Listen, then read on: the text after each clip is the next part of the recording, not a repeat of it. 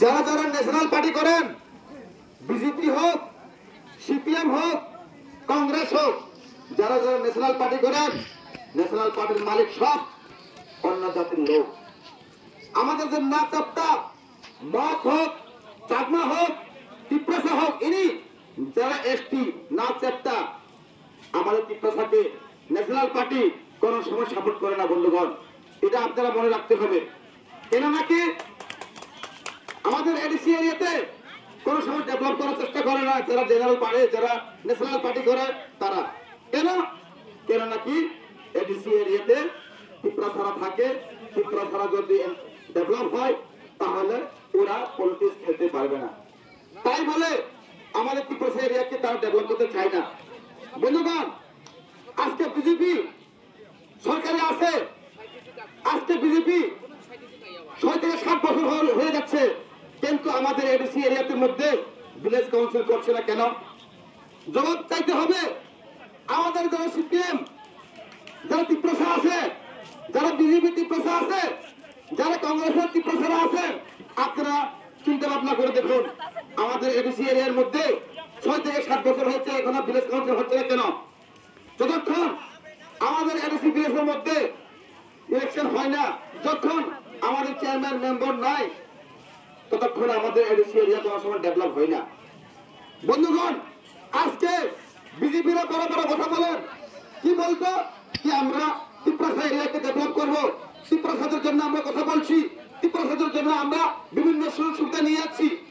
বন্ধুগণ, আজকে যদি বিজেপি যারা সরকার চালাচ্ছেন, আপনারা যদি সত্যি সত্যি যদি তিপ্রাসাদের জন্য চিন্তা ভাবনা করতেন, তাহলে আজকে এই 6 থেকে 7 বছর আমাদের ডিসি ইলেকশন কেন করাচ্ছেন না, এটার জবাব চাই তিপ্রাসারা। বন্ধুগণ, আর একটা কথা, আমরা বিগত 2021-এর মধ্যে বিজেপির ক্যান্ডিডেট এমডিসি কঞ্জনকে ভোট দিয়ে আমরা সবাই জয় করেছেন। সবাই বিভিন্ন জায়গা থেকে আমাদের তিপ্রাসারা কঞ্জনকে ভোট দিয়ে আমরা পাস করিয়েছি, কিন্তু আজকে ওই কঞ্জনক প্রত্যেক বছরে 75 লাখ টাকা করে একটা স্কিম পাওয়া যায়, এমডিসির ফান্ড পাওয়া যায়, কিন্তু আজকে আমাদের আলোচনার যারা লোক আছেন, আলোচনার যারা যারা বিজেপি কর্মী আছেন, এমডিসি ফান্ড থেকে এই আলোচনার ডেভেলপ হয়নি কেন, এটার জবাব চাই পাবলিক আপনাদের কাছে। এমডিসি যারা বিজেপির এই আলোচনার মধ্যে প্রত্যেক বছরে 75 লাখ টাকা পেয়ে থাকেন এমডিসি ফান্ড হিসেবে, আজকে এই আলোচনার বাজারের মধ্যে কি কাজ করেছেন দেখাইতে হবে আপনারা। বন্ধুগণ, শুধু তিপ্রাসাকে বললে হবে না, তিপ্রাসাকে কিছু দিয়ে প্রথম দেখাইতে হবে, তারপরে বলুন। শুধু এখন ইলেকশন আছে, এখন শুধু তিপ্রাসা এরিয়ার মধ্যে যারা যেখানে যেখানে তিপ্রাসা আছে ওখানে গিয়ে আপনারা পলিটিক্স করবেন। পলিটিক্স করার একটা সীমা আছে।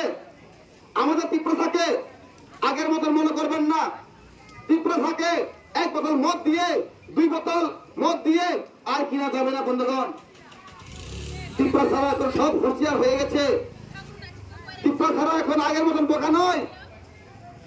তিপ্রাসারা থানচা আছে, থানচা।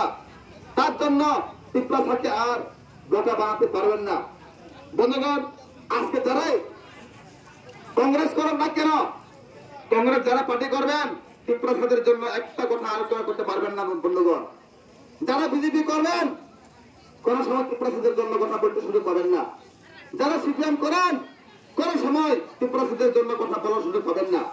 আঞ্চলিক পার্টি করবেন, আঞ্চলিক পার্টির মধ্যে আপনারা প্রসাদের জন্য খোলা খোলা কথা বলতে পারবেন।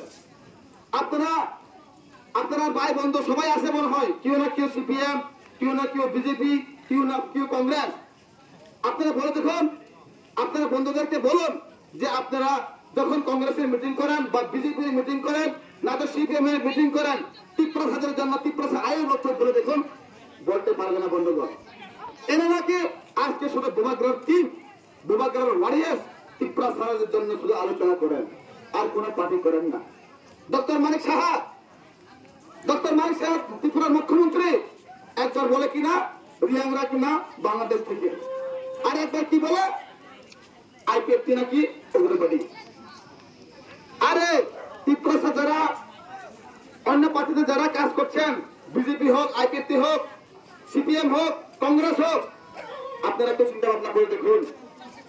একজন মুখ্যমন্ত্রী যদি বাংলাদেশে বলতে পারেন, প্রথমত ওই মুখ্যমন্ত্রী বাংলাদেশ থেকে আসছেন, এটার জবাব চাইতে হবে।